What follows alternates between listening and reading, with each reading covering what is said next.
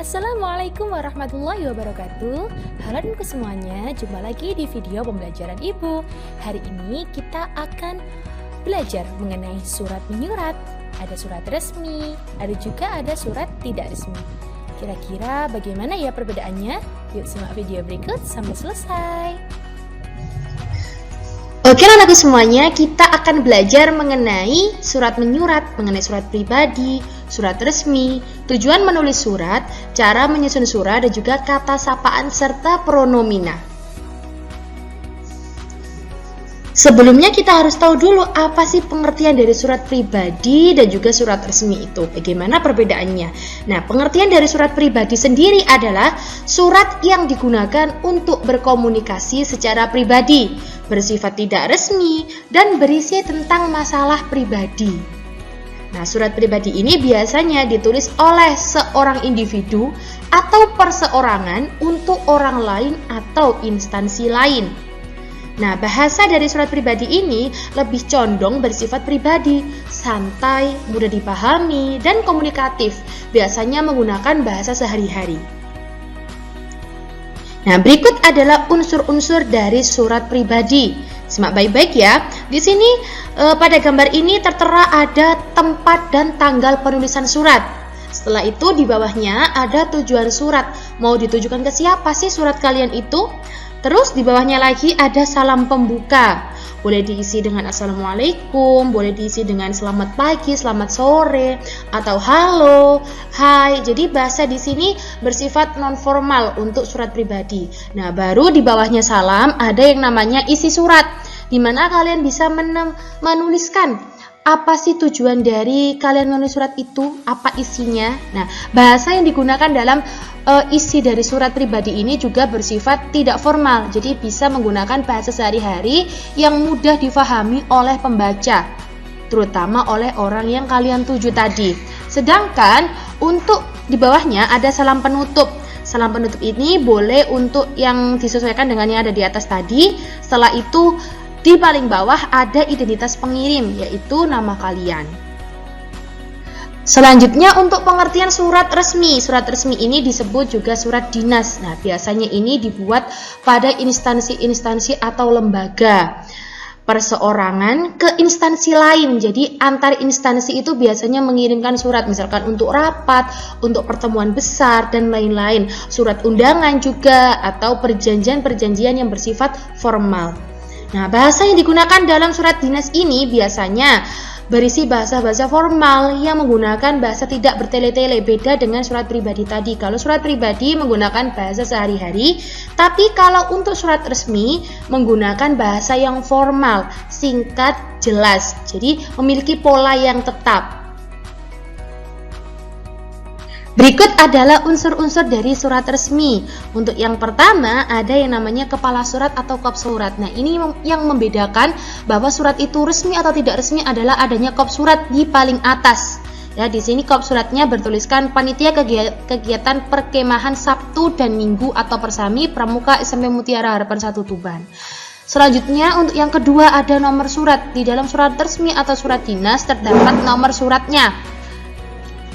Di bawahnya lagi ada lampiran. Jadi lampiran ini menunjukkan ada berapa lampiran di bawahnya surat yang akan kalian kirim. Misalkan kalau di sini cuma ada satu berkas, artinya surat yang kalian kirimkan itu cuma ada selembar saja. Tapi misalkan kok ada 2 lembar di bawahnya, entah itu data-data nama atau apa, berarti disesuaikan saja. Misalkan 2 lembar berarti lampirannya ada 2 berkas.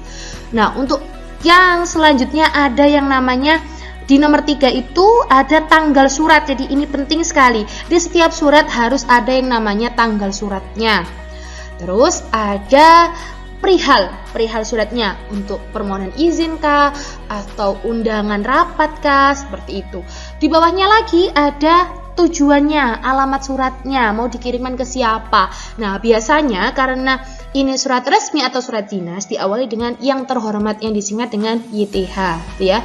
Nah, tapi dalam bahasa Indonesia biasanya masih terdapat kesalahan-kesalahan dalam penulisan alamatnya atau tujuannya. Biasanya itu double kepada yang terhormat. Nah, kalian bisa pilih salah satu, mau yang terhormat saja atau kepada saja. Nah, biasanya di sini yang dipilih itu lebih ke yang terhormat karena lebih formal dan lebih lebih bagus saja gitu, lebih tertata. Seperti contoh yang ada di video ini menggunakan yang terhormat yang disingkat dengan YTH itu ya.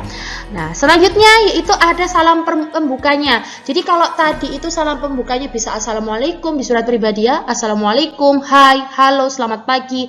Nah, tapi untuk surat resmi atau surat dinas ini biasanya diawali dengan hormat gitu ya. Jadi bisa lebih lebih formal, lebih tertata untuk dikirimkan ke lembaga-lembaga ataupun instansi. Selanjutnya yaitu tentu saja isi suratnya di nomor ke-8. Isi surat ini juga harus diperhatikan bahasa-bahasa yang digunakan. Jadi menggunakan bahasa-bahasa formal yang sopan tapi tetap harus singkat dan jelas, tidak bertele-tele gitu ya.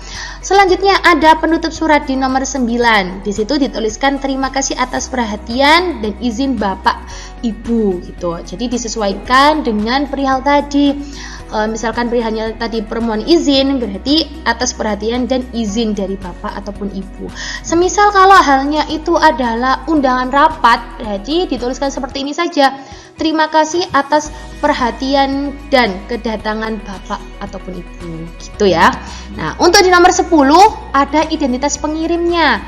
Identitas pengirimnya di sini yaitu dituliskan seperti mengetahuinya siapa. Biasanya kalau di sekolah ya berarti mengetahui kepala sekolah sekaligus ketua panitia dari pelaksana kegiatan tersebut, atau cukup dengan kepala sekolah saja atau kepala dinas. Jadi ada tanda tangan, biasanya juga ada stempelnya juga di situ. Tertulis nama dan juga gelar dari pemimpin perusahaan ataupun sekolah ataupun lembaga yang sedang kalian ikuti dan ketua panitianya. Seperti itu ya. Nah, apa sih tujuan dari menulis surat itu? Tujuan dari menulis surat yang pertama yaitu untuk mengungkapkan perasaan, mengungkapkan apa yang ada di dalam hati dan pikiran kalian yang mau ditujukan ke orang yang berada jauh di sana. Jadi sebelum adanya handphone, sebelum adanya email, jadi orang-orang terdahulu memanfaatkan adanya media surat ini, surat kertas, yaitu digunakan untuk menyampaikan perasaan mereka kepada sanak saudara, teman-teman yang jauh di perantauan. Nah, untuk zaman sekarang menulis surat bisa langsung lewat WhatsApp ya, ataupun lewat email. Nah, lewat email pun harus bisa tertata rapi seperti tadi. Mau itu surat pribadi, mau itu surat resmi, harus berlandaskan pada unsur-unsur yang ada tadi. Tuh. Tujuan menulis yang kedua adalah menyampaikan ide. Jadi mau ada ide apapun itu bisa disampaikan ke surat itu tadi. Misalkan tentang tadi undangan rapat, izin dan lain sebagainya. Yang ketiga, memohon bantuan. Memohon bantuan misalkan untuk proposal. Dalam mengajukan proposal pendanaan juga harus ada yang namanya surat pengantar. Nah, di situ menjadi contoh dari tujuan menulis surat sebagai memohon bantuan. Yang keempat, yaitu bertukar kabar. Seperti tadi ya, hampir mirip dengan nomor 1. Selain bisa mengungkapkan perasaan, kita juga bisa bertukar kabar melalui surat. Tuh. Nomor 5, menceritakan pengalaman. Dan nomor 6, mengucapkan terima kasih gitu. Biasanya kan kalian ada tuh ucapan terima kasih dari card yang didapat dari misalkan pernikahan, ulang tahun, dan lain sebagainya. Selanjutnya yaitu jenis-jenis dari pembuka surat. Yang pertama ada menanyakan kabar. Jadi di dalam surat tidak resmi, maksud saya tidak resmi, yaitu biasanya menanyakan kabarnya terlebih dahulu. Apa kabar kamu? Bagaimana kabarmu di sana? Apakah baik? Seperti itu ya. Terus yang kedua, mengungkapkan perasaan. Jadi perasaanmu setelah kamu menuliskan kabarnya tadi, menanyakan kabar dari orang yang kamu tuju, kamu bisa juga menjelaskan perasaanmu bagaimana. Misalkan kabarku di sini baik-baik saja. Yang ketiga yaitu memperkenalkan diri. Jadi kita juga harus memperkenalkan diri terlebih dahulu. Setelah mengungkapkan perasaan juga memperkenalkan diri. Yang keempat yaitu menyatakan tujuan. Jadi tujuan kamu menulis surat itu untuk apa? Yang kelima yaitu ucapan terima kasih. Ucapan terima kasih di sini bertujuan untuk menghormati orang yang kalian tuju. Seperti itu. Dan yang keenam yaitu permohonan maaf. Biasanya ditujukan untuk apabila surat tersebut bisa mengganggu ataupun menyinggung perasaannya, barangkali seperti itu. Selanjutnya yaitu untuk kata sapaan.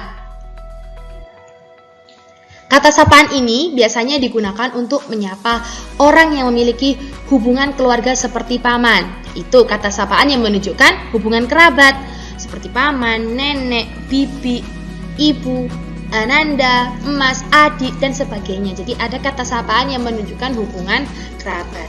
Yang kedua adalah kata sapaan yang berbentuk kata ganti. Misalnya kamu, engkau, saudara, anda, tuan, nyonya, dan sebagainya.